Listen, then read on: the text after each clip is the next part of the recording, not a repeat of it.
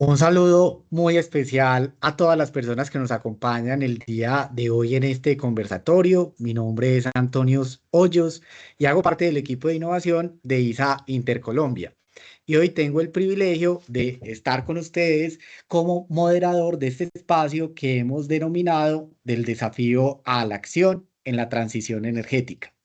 Este encuentro que vamos a vivir hoy es una iniciativa conjunta entre el Centro RS e ISA Intercolombia en el marco de un convenio de colaboración para fortalecer comunicación y cultura de sostenibilidad en nuestras organizaciones, buscando visibilizar experiencias reales, prácticas de las empresas para que todos puedan aprender y fortalecer los procesos de sostenibilidad y hoy particularmente la mirada que tenemos sobre la transición energética. Hoy tenemos como propósito poder aportar al desarrollo sostenible de nuestro país, hablando de un proceso de transformación paso a paso, práctico, con casos reales de las organizaciones que nos involucra a todos.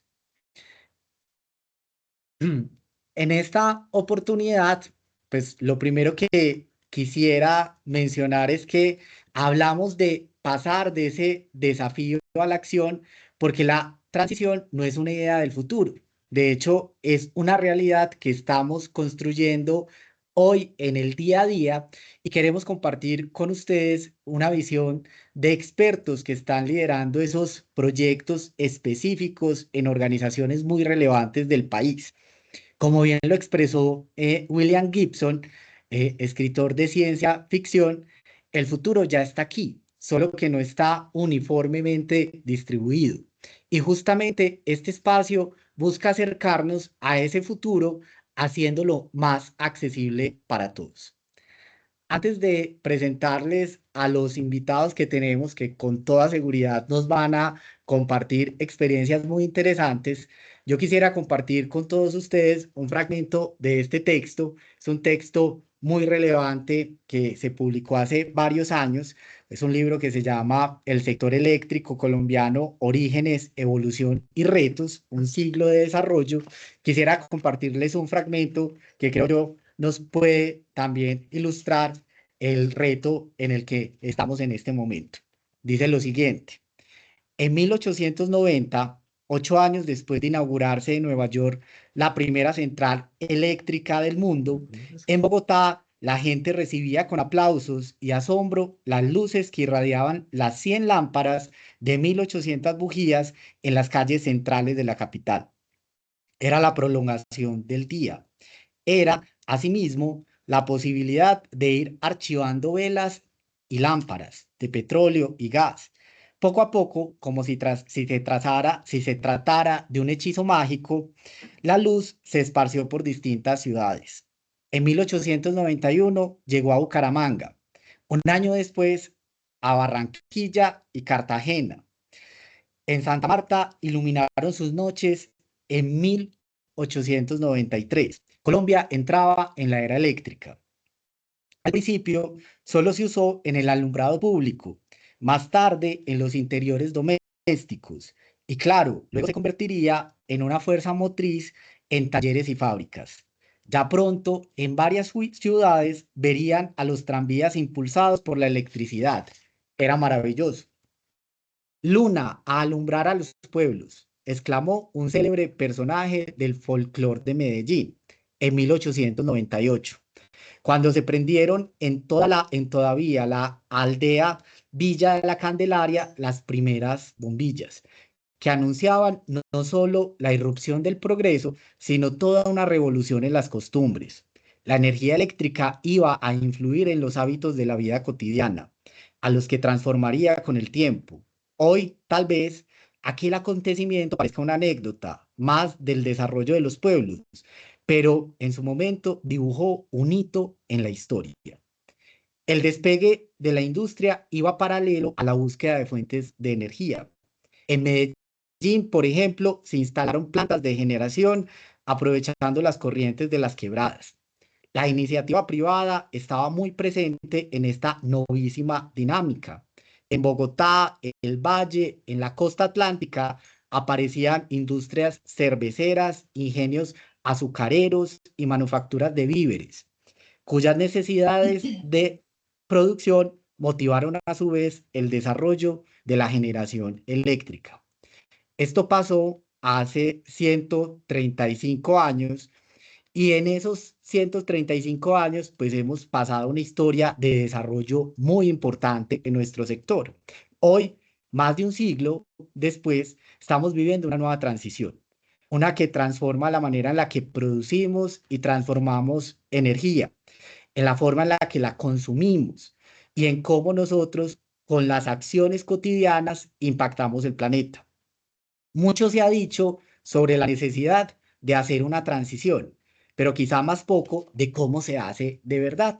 Y es por eso que hoy nos acompañan protagonistas que enfrentan estos retos en el día a día de cómo se materializa la transición a través de los proyectos en empresas de generación, en empresas de transmisión de energía, en empresas que consumen gran energía y que además también producen energía no renovable para entender cómo podemos aprender de ello. Entonces, tengo el gusto de presentarles a ustedes a nuestros invitados. La primera invitada que tendremos hoy el gusto de presentar es Marcela Naranjo. Marcela Naranjo es, permítanme acá un segundo, es ingeniera de transporte y vías, especialista en infraestructura vial, certificada en Project Management, además en Scrum y además está cursando una maestría en gerencia estratégica. Marcela cuenta con 17 años de experiencia en gestión de proyectos en sectores de infraestructura vial, oil and gas y energías renovables. Además, cuenta con habilidades de trabajo en equipo, liderazgo, aprendizaje continuo, toma de decisiones y pensamiento estratégico. Marcela trabaja en Ecopetrol. Además de Marcela, nos van a estar acompañando en esta conversación también David Galeano. David Galeano es profesional de innovación y negocios emergentes en EPM. David es ingeniero electricista de la Universidad Nacional de Colombia, con distinción de grado de honor, especialista en formulación y evaluación de proyectos públicos y privados. Además, magíster en estadística y doctor en física de la Universidad de Antioquia y con donde obtuvo un reconocimiento de magna cum laude en su tesis doctoral. Además, David cuenta con más de 18 años de experiencia en el sector energético, en investigación, desarrollo de mercados de energía y en regulación, y es autor de capítulos de libros y artículos científicos en revistas internacionales sobre temas energéticos, así como ponente en congresos nacionales e internacionales. David ha coordinado el Diplomado de Energía Nuclear de la Universidad de Antioquia y es docente en la Universidad Nacional de Colombia y la Universidad de Antioquia. Está certificado por el World Institute de Energía Nuclear, de Seguridad de Energía Nuclear, en Seguridad de Energía Nuclear para técnicos, ingenieros y científicos. Además de David y de Marcela, también nos está acompañando otro profesional destacado del sector eléctrico, Mauricio Llano Rendón. Mauricio es analista de proyectos en ISA Intercolombia. Mauricio es ingeniero civil, especialista en gerencia de proyectos, con 20 años de experiencia en la gestión y construcción de proyectos de infraestructura, entre los que se destacan diferentes proyectos de transmisión de energía a alto voltaje, procesos de gestión, gerencia y construcción de infraestructura social, proyectos de obras por impuestos en líneas de acueductos, energización fotovoltaica para comunidades, entre otros. Entonces, es un gusto, Marcela, David, Mauricio, tenerlos acá en esta conversación. Y pues la dinámica que vamos a tener para este conversatorio es la siguiente. Vamos a estar formulando unas preguntas. Algunas serán rondas de preguntas de una única pregunta para todos. En algunas rondas tendremos una pregunta específica para cada uno. Y en este momento entonces pues vamos a comenzar con esa primera pregunta y es, nos gustaría saber qué está haciendo hoy la organización en la que cada uno de ustedes trabaja en el contexto de la transición energética, hablándonos desde esa labor específica que usted desarrolla en esa organización y en esos proyectos en los que participa, y cuáles son esos grandes retos que han encontrado en ese camino de hacer la transición. Comencemos con Marcela. Hola, buenos días. Gracias, Antonio, por la invitación. Y a tu respuesta, bueno, Ecopetrol ha trabajado mucho en el tema de la diversificación del portafolio en energía renovable e iniciativas de hidrógeno. Sin embargo, quiero resaltar varios aspectos y es ese fortalecimiento en la construcción de casos de negocio de los proyectos, identificando ese impacto de huella de carbono en el negocio tradicional. Esto con el fin de ser más conscientes e ir introduciendo prácticas sostenibles de menor impacto. Y pues ahí hay muchos retos, ¿no? El reto técnico es las compras, la adquisición de equipos que de una u otra forma, pues las tensiones políticas mundiales hacen que estos equipos mayores y esos suministros pues tengan un impacto en el cronograma por sus largos tiempos. Y pues otro reto es que los casos de negocio sean positivos, sean sostenibles en el tiempo, no solo en temas de rentabilidad, sino también en escalabilidad y eficiencia de tecnologías. Gracias, Marcela. Y pues le damos paso a Mauricio para que también nos comparta la respuesta a esta pregunta. ¿Qué está haciendo hoy la organización y cuáles son esos retos que tienen, Mauricio? Antonio, muchas gracias por la invitación y muchas gracias a todas las personas que asistieron a esta charla, ¿cierto? Para que también aprendamos todo realmente de este tema tan relevante ahora de la transición energética. Pues antes de pronto de dar respuesta a la pregunta de qué está haciendo la organización, pues quería enfocarme un poco también con unas palabras de realmente qué es la transición energética, ¿cierto? ¿Cómo vemos la transición? Me parece que la definición que hiciste al inicio es muy relevante y es que la transición es cambiar la forma en que producimos y consumimos energía para pasar de fuentes que generan muchas emisiones a pasar a fuentes que generan bajas emisiones. Ejemplo, pasar de carbón, del combustible, ¿cierto? A pasar a fuentes de energía renovables como la eólica, la solar, el hidrógeno verde, etcétera. Pero ¿por qué hay que cambiar? Digamos, toda esta transición, porque hay que hacerla cuando realmente pues nos sentimos cómodos como estamos muchas veces, ¿cierto? Realmente cuando se hacen las quemas de los combustibles se hacen unas emisiones a la atmósfera y esas emisiones son las que están realmente calentando el planeta, ¿cierto? Por eso debemos bajar esas emisiones si queremos evitar realmente las consecuencias del cambio climático. Ya para dar respuesta a tu pregunta, pues desde ISA Intercolombia y de todo el grupo, ISA tiene una infraestructura en constante evolución donde incorpora soluciones innovadoras con el fin de que esta infraestructura sea más confiable y que funcione realmente mejor para todos y que tenga una mayor cobertura y se amplíe a muchas más comunidades, que es lo que realmente se quiere con la transición, ¿cierto? Que la energía llegue sin interrupciones, que sea más estable, sostenible y asequible, que es asequible, que realmente las tarifas que pagan pues las comunidades, las familias, los beneficiarios pues sean realmente justas, ¿cierto?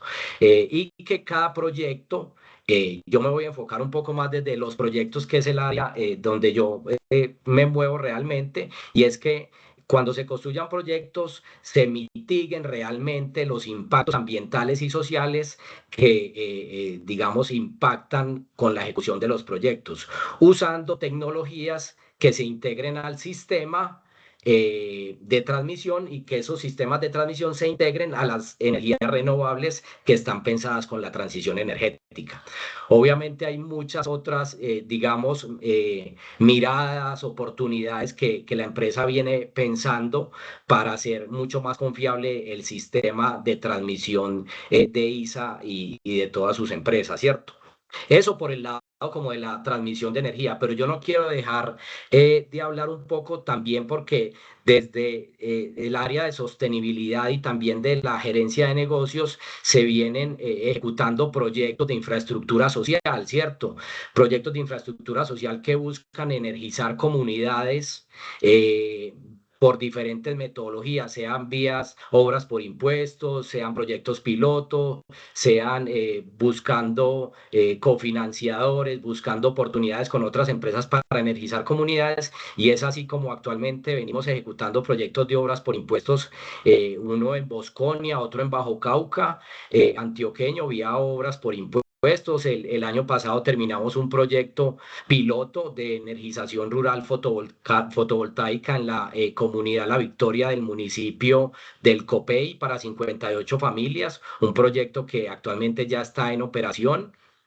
En el, en el año 2021 ejecutamos un proyecto que el objetivo pues no era realmente energización, sino potabilización de agua, pero todo el sistema de tratamiento se mueve por energías limpias, por paneles solares. Entonces también se beneficiaron 5 comunidades del municipio de Maicao en La Guajira bajo este sistema de pilas públicas. Y así sucesivamente venimos ejecutando y buscando pues como otros proyectos y otras alternativas para poder también brindar una solución rápida a las familias que no tengan energía en el país, y vendrán muchos otros proyectos a los cuales les estamos apuntando, Antonio. Muchas gracias, Mauricio. Ahí nos das un panorama bastante interesante de cómo se va haciendo materialmente con distintos proyectos la transición. David, queremos escucharte desde PM hoy, ¿qué estamos haciendo en el contexto de la transición y cuáles son esos grandes retos que se han encontrado? Bueno, lo primero es agradecerles por esta invitación y sobre todo que me llama mucho la atención el nombre de este conversatorio, del desafío a la acción, ¿cierto? Del desafío a la acción, porque yo estoy seguro que todos hemos asistido a decenas de charlas, de conversatorios, hablando de transición energética, ¿cierto? Entonces uno dice, no, pues eso se ve muy bonito en PowerPoint, pero bueno, ¿qué estamos haciendo, ¿cierto? Pero me gustó mucho cómo arrancó Mauricio y de pronto también complementaría algo de lo que indicó ahora Gloria, y es que la transición energética, porque es que eso, como se dice a veces de forma coloquial, le cabe un tren de lado, ¿cierto? Es decir, eso le cabe todo, pero si nos enfocamos, ¿qué realmente es eso, ¿cierto? La transformación la transformación energética, ¿cierto? Es una transformación que es estructural. Muchas personas pueden pensar, no, eso es poner paneles, no, nada más alejado de la realidad, ¿cierto? Es una transformación que es de una estructura, ¿cierto? Implica cambios en la electrificación, ¿cierto? Es cambiar de unos combustibles fósiles, digamos, pues que emiten tienen gases de efecto invernadero a unas fuentes que sean más limpias y sostenibles. Muy importante esa palabra, sostenibilidad. Pero implica también pensar en eficiencia energética, en almacenamiento, en digitalización, en resiliencia del sistema, ¿cierto? Y hacerlo de una forma técnicamente adecuada, ¿cierto? Hoy Colombia pues tiene una matriz, creo yo que bastante limpia, ¿cierto?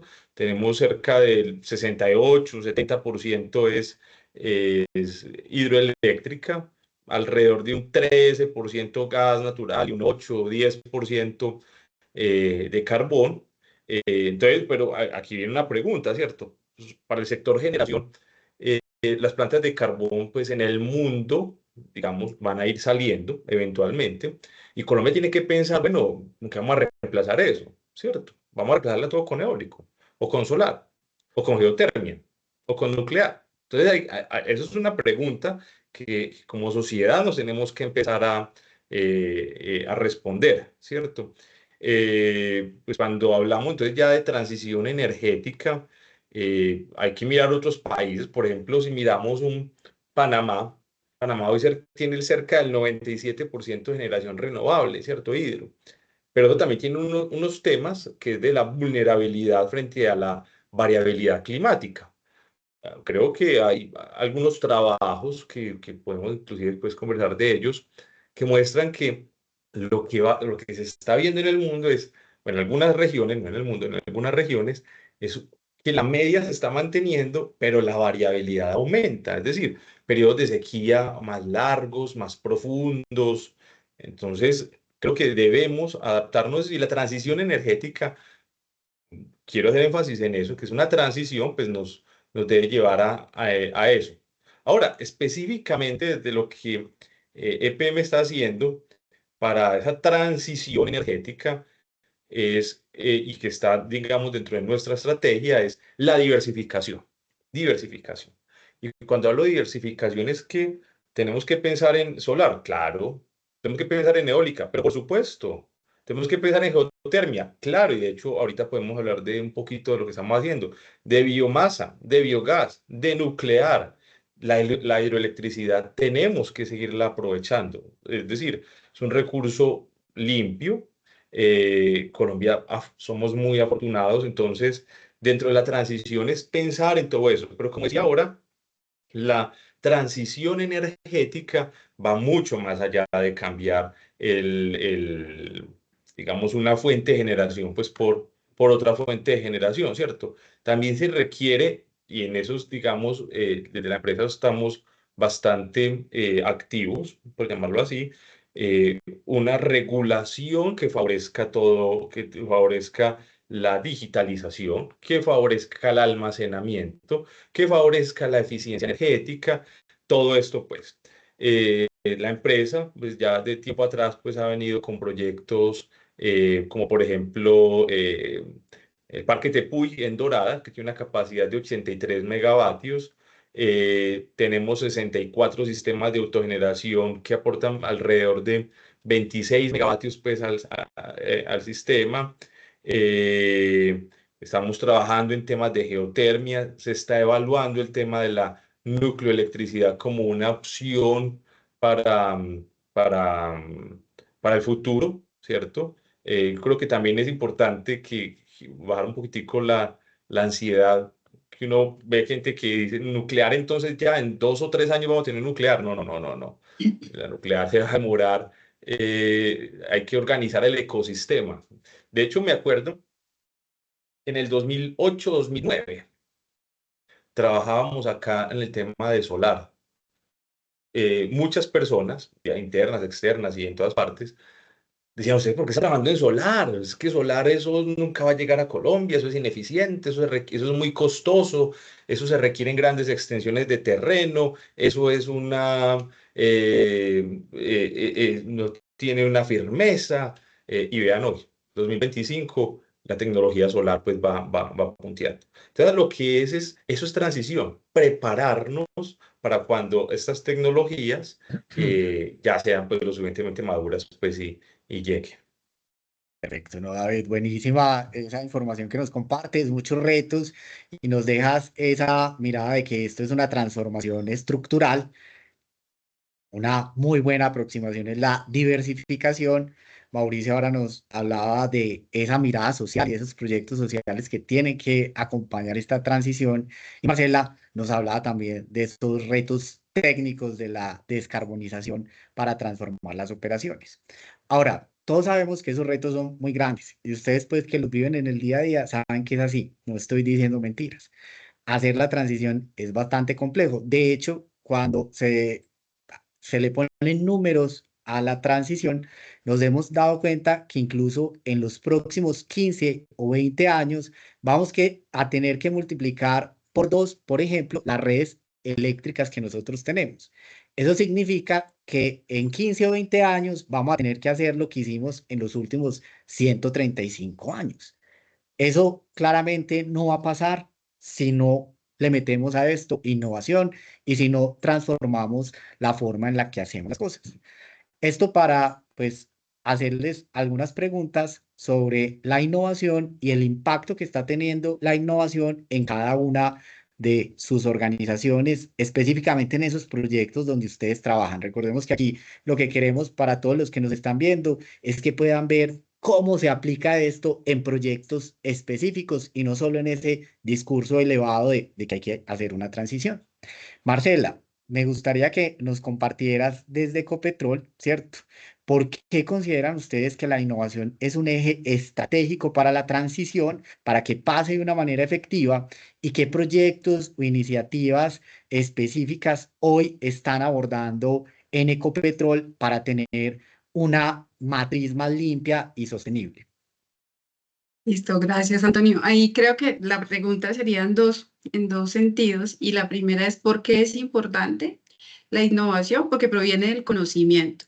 Entonces, una vez está impregnado el conocimiento, este es el habilitador para cumplir y suplir este gran reto que tenemos ahora todos como sociedad, que es combatir los efectos del cambio climático. Esto nos permitirá vencer barreras tecnológicas y que sean adaptables pues, a nuestro país y condiciones de entorno.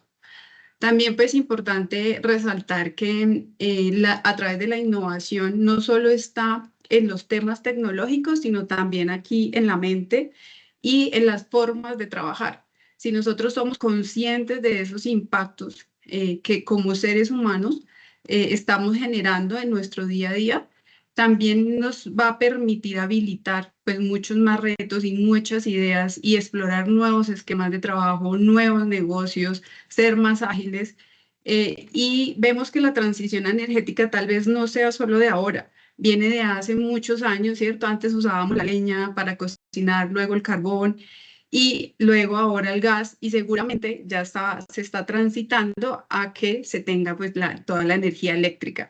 Entonces creo que hemos siempre vivido en transformación y la innovación siempre ha tenido muchos retos y muchos fracasos de los que se ha aprendido, ¿sí? Por ejemplo, pues la creación del bombillo. Fueron más de 100 veces que se intentó para lograrlo. Entonces, creo que si nosotros todos cambiamos el chip y lo aplicamos en el día a día de nuestra vida personal y nuestra vida laboral, no necesitamos las grandes apuestas, sino es dentro de nuestra propia gestión.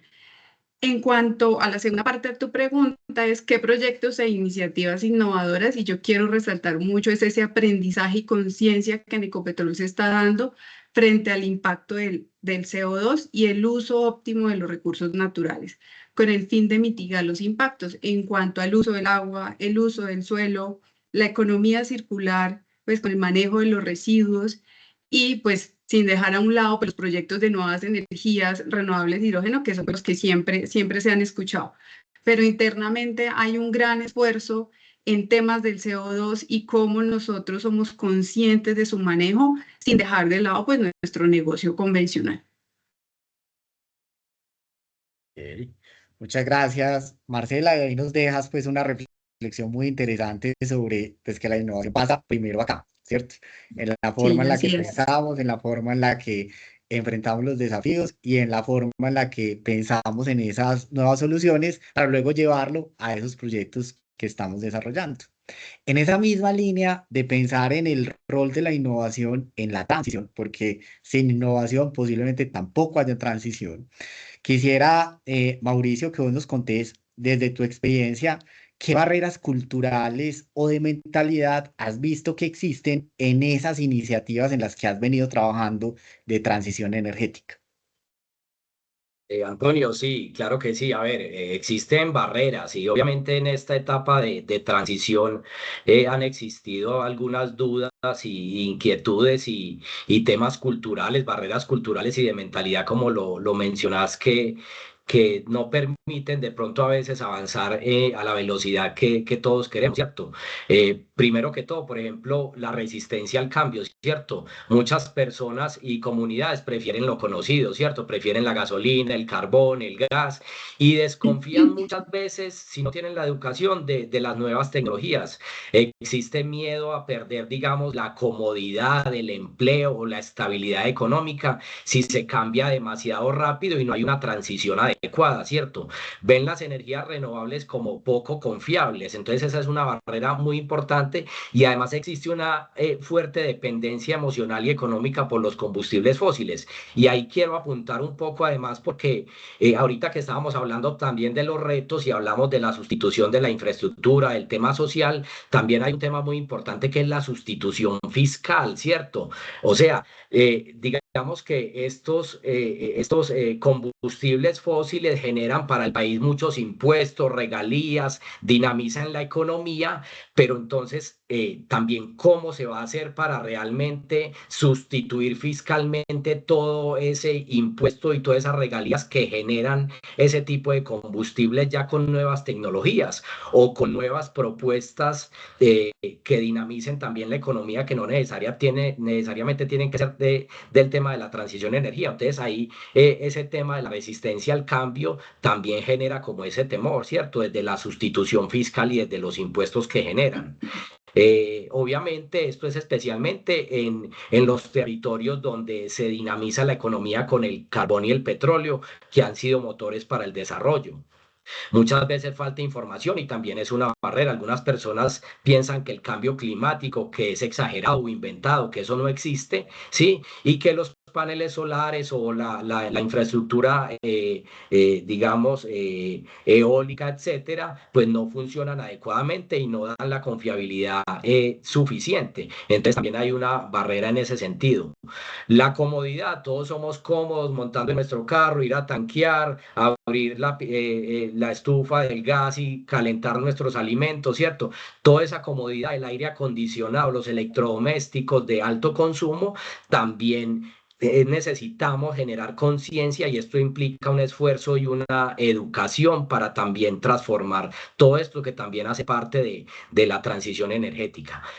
Brechas, obviamente, la participación activa de las comunidades. Es necesario que las comunidades también participen activamente durante la ejecución, la operación, el mantenimiento, para que vean también la transición energética como suya, ¿cierto? ¿Cómo se puede superar esto, Antonio? Compañeros, con educación continua, ¿cierto?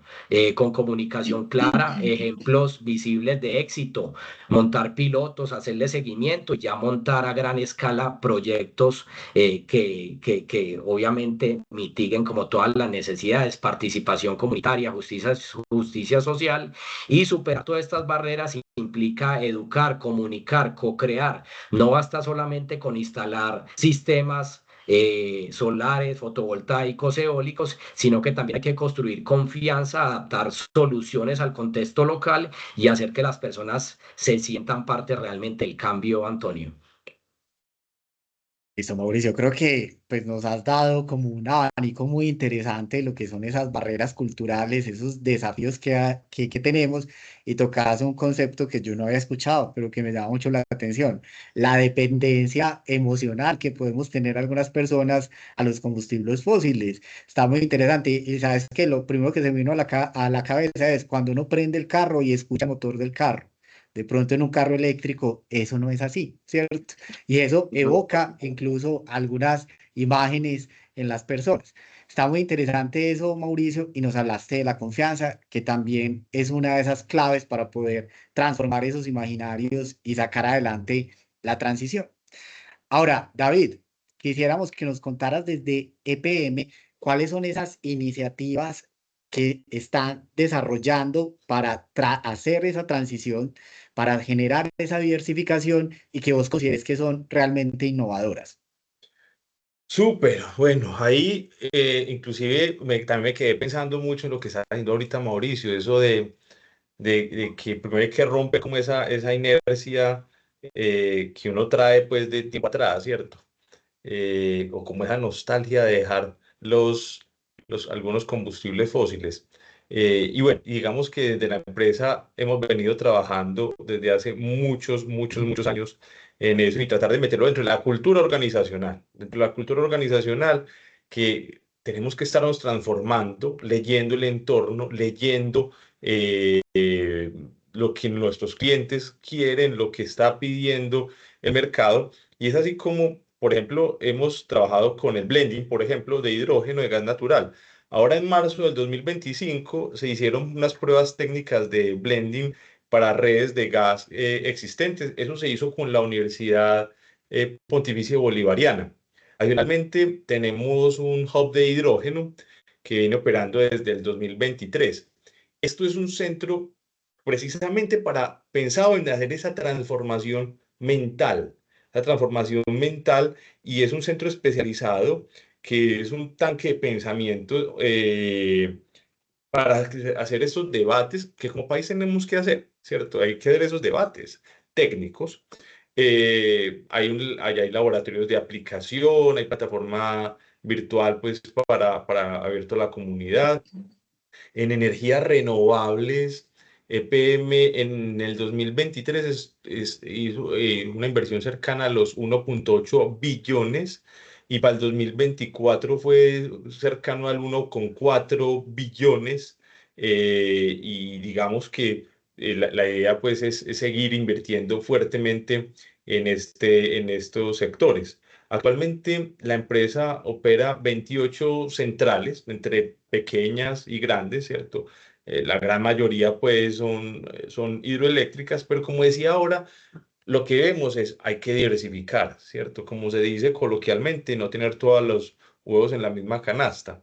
Entonces, es por eso que también se está estudiando todos los energéticos, todos los posibles energéticos. De hecho, en Check, una de las filiales del grupo EPM, que está en Caldas, se está estudiando en el Valle de las Nereidas un proyecto de geotermia, ¿cierto? Cerca del volcán ahí del Ruiz. También se están haciendo estimaciones de una planta allá, pues más o menos se estima que entre 30 a 65 megavatios, ¿cierto?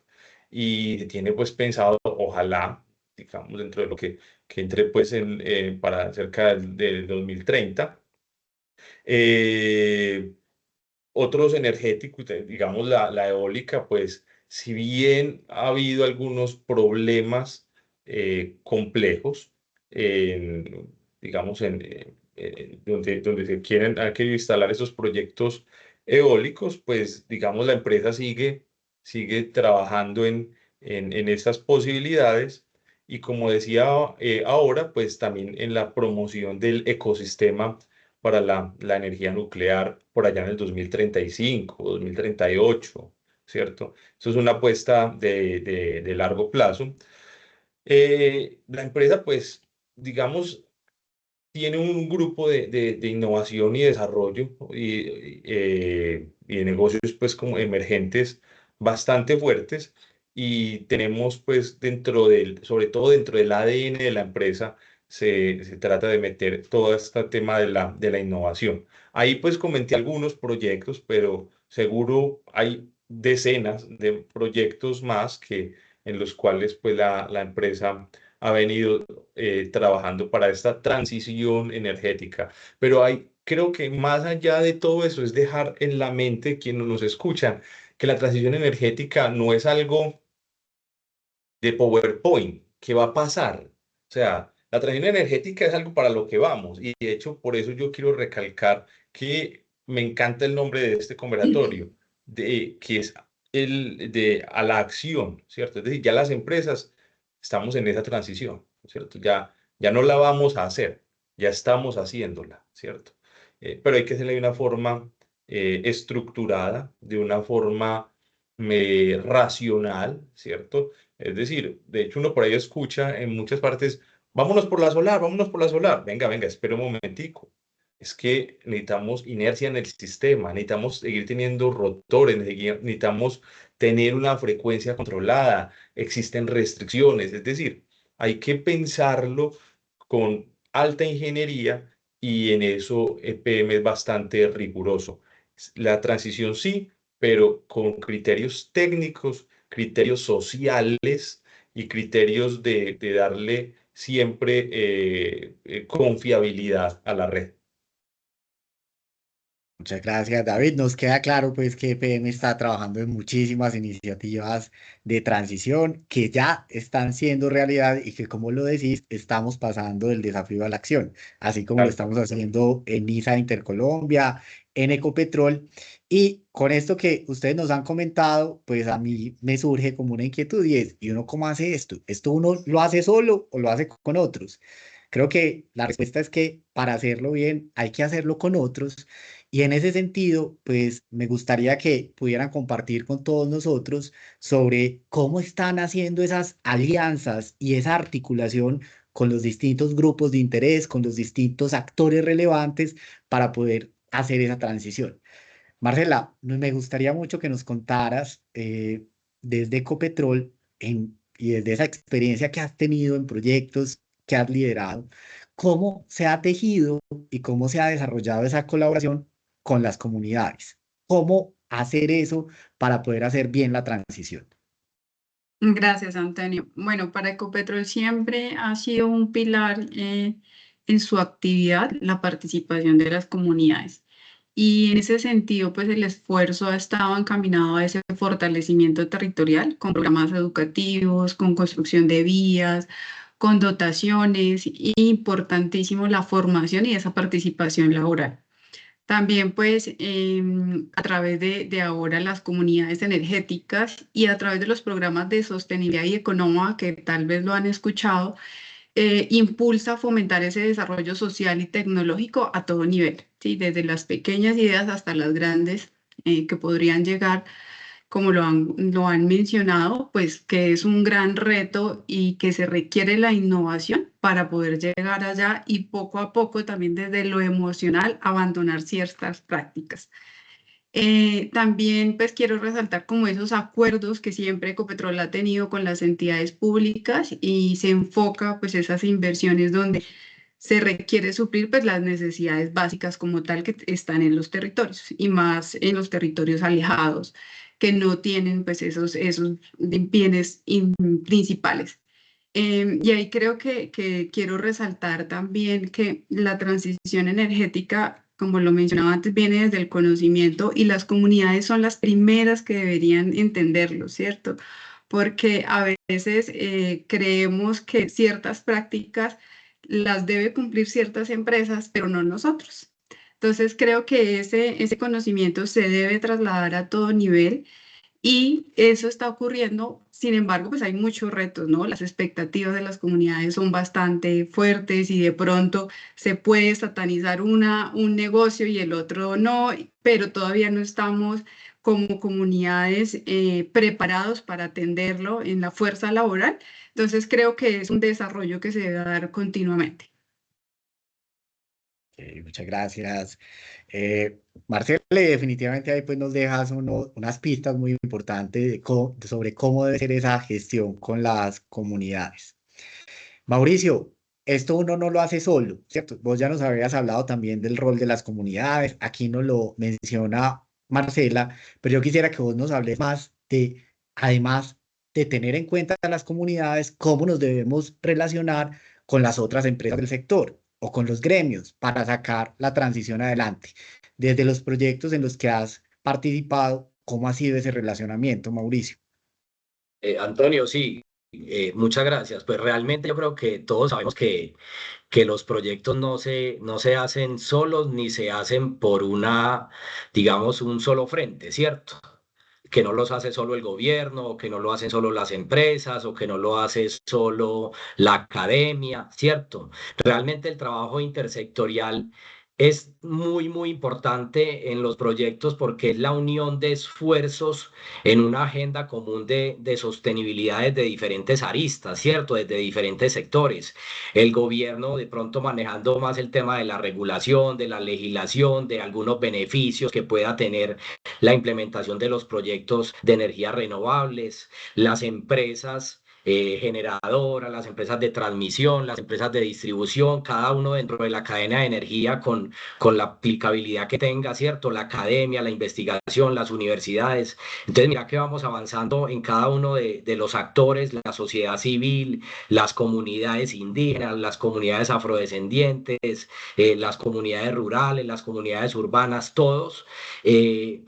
¿Por qué es importante? Porque todo este grupo de esfuerzos sirven para diseñar e implementar y evaluar estrategias sostenibles. No se trata solamente de sumar realmente esfuerzos, sino también de crear soluciones que respondan a los diferentes intereses y las realidades que tenemos.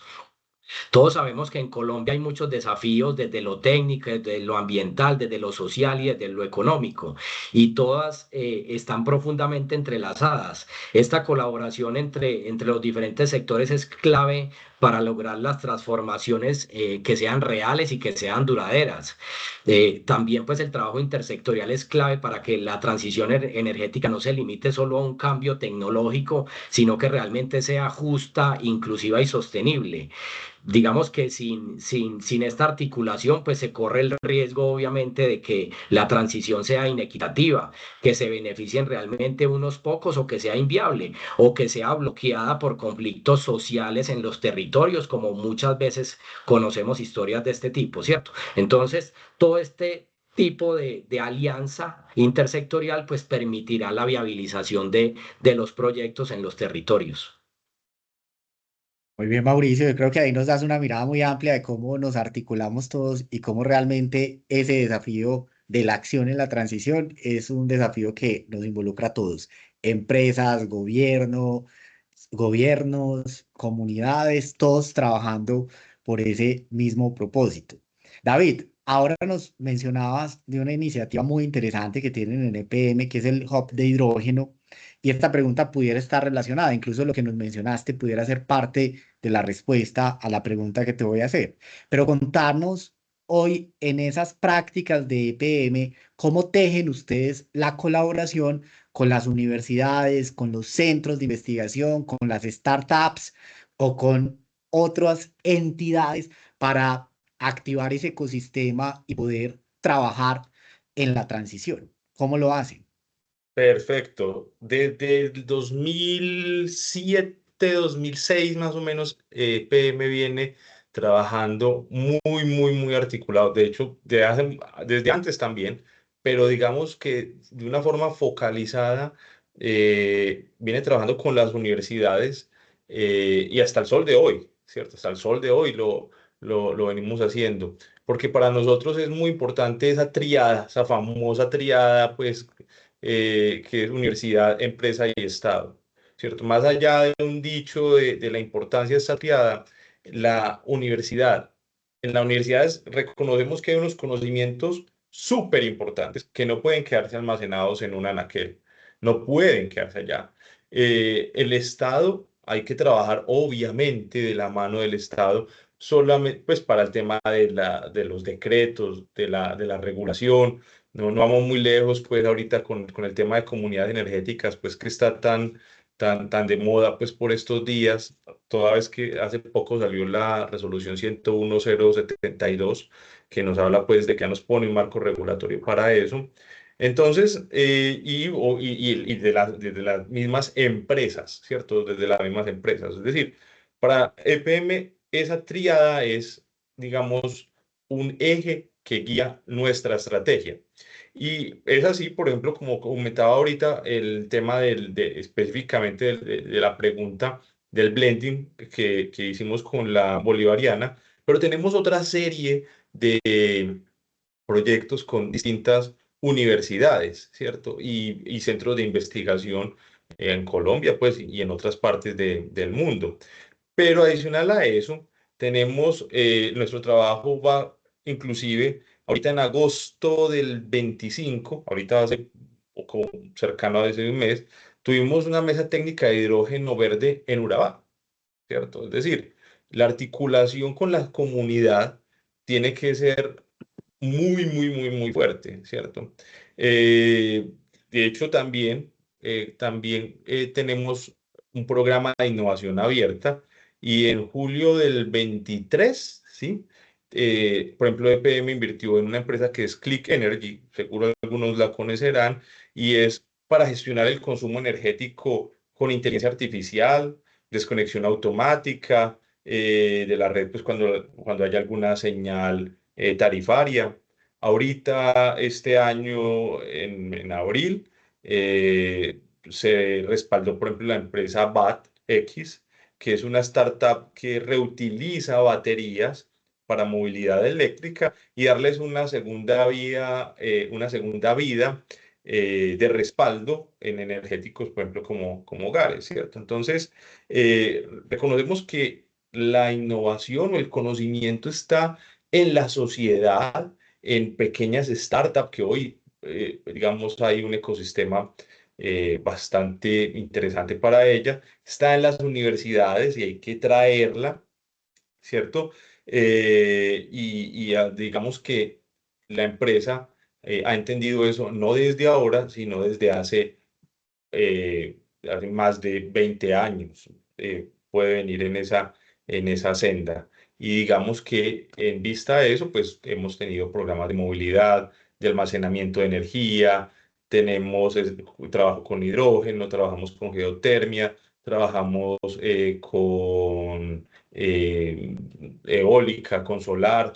Digamos, esa apertura al conocimiento que está en la sociedad y en la academia es lo que nos ha permitido pues tener todos estos programas que ya he comentado.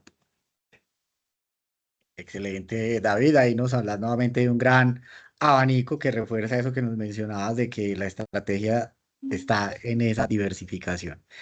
Bueno, llegamos a un punto muy interesante de esta conversación y es poder responder esas preguntas que ustedes tienen. Ya por acá nos han llegado algunas preguntas, quienes todavía no las han formulado, pues los invitamos a que nos dejen ahí esas inquietudes que quisieran que este panel pues les responda y voy a comenzar con una pregunta para David y para Mauricio. Una respuesta corta, por favor, a esta pregunta y es, ¿cuál ha sido el rol y la participación que tienen empresas como ISA, Intercolombia y EPM en el desarrollo de comunidades energéticas? ¿Quién Antonio, arranca? Puede ser, dale, David. Bueno, EPM ha estado desde hace muchos años muy activo regulatoriamente, viendo digamos, cómo se adecúa regulatoriamente a lo que se dicta en temas de comunidades energéticas. La resolución 101.072 de la CREG, que salió este año, da unos lineamientos para que, digamos, las comunidades se organicen y pues se nombre un representante de esa comunidad y pueda haber una dinamización. PM en estos momentos está en una etapa de adecuación, o ya estamos adecuados mejor regulatoriamente pues para esas solicitudes y pues, que ya es un mandato. Adicionalmente, desde desde las mismas comunidades, eh, digamos, se deben de organizar aquellas que cumplan con criterios de focalización de acuerdo a lo que dicta los decretos que van alineados con esa focalización de recursos desde el gobierno. Y nosotros como empresa, pues dándole el cumplimiento regulatorio pues que ello trae. Ok, gracias, David. Y Mauricio, ¿qué nos puedes contar vos del rol que ha tenido esa Intercolombia en el desarrollo de comunidades energéticas? Antonio, bueno, básicamente como comunidades energéticas, como tal, lo que define a una comunidad energética, desde hace varios años se ha buscado digamos, la forma, buscar las estrategias, buscar que ISA o que ISA Intercolombia pues puedan ejecutar proyectos de comunidades energéticas. Han habido algunas situaciones o algunas barreras, como lo mencionábamos ahorita, desde la regulación de estas comunidades, ¿cierto? Entonces, como tal, como la definición de comunidades energéticas con todo lo que conlleva esto, pues no se han ejecutado proyectos directamente de comunidades energéticas. Sin embargo, se han realizado o se han ejecutado proyectos que de cierta manera pueden ser similares, los que les hablaba ahorita de la Victoria de las 58 familias en la vereda La Victoria del Copey, pero fue un piloto en el cual se entrega la infraestructura y un operador digamos, de esa infraestructura se va a dedicar a operar y mantener y va a realizar el cobro.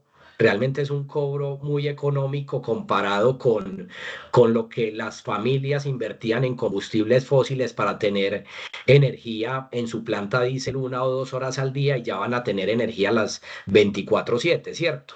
Entonces realmente no es una comunidad energética, pero sí es un apoyo a las comunidades con toda la infraestructura para esa operación. Lo mismo del programa de energías renovables para la paz. Actualmente estamos desarrollando un proyecto en Santa Fe del Caguán. Es una microred, pero tampoco es dentro del marco de la regulación de las comunidades energéticas. Entonces, hemos estado realmente buscando opciones para que la empresa pueda desarrollar proyectos a futuro de comunidades energéticas. Sin embargo, venimos apoyando bajo otras líneas el tema de energización de comunidades y a eso es lo que le queremos apuntar también para una estrategia a futuro de incrementar en gran medida ese beneficio para las comunidades.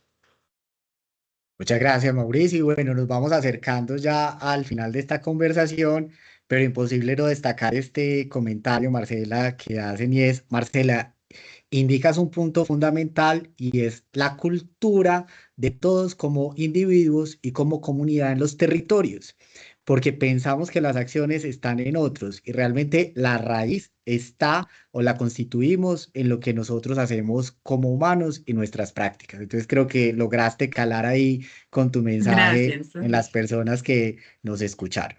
Bueno, yo quisiera, para ir cerrando esto, primero agradecerles a Mauricio, a Marcela, a David por esta conversación tan interesante, por compartirnos realmente esta experiencia. Nos han hablado de que transición es acción. ¿Cierto? Ya no estamos hablando de un desafío que viene para el futuro, no, estamos hablando de lo que está pasando ya y que personas como ustedes y muchos quizá de los que nos están viendo están haciendo. Yo sé que aquí también tenemos público que no es especializado en el sector eléctrico. Ahorita les tengo un reto para que les demos un mensaje a ellos en 2 o 3 palabras.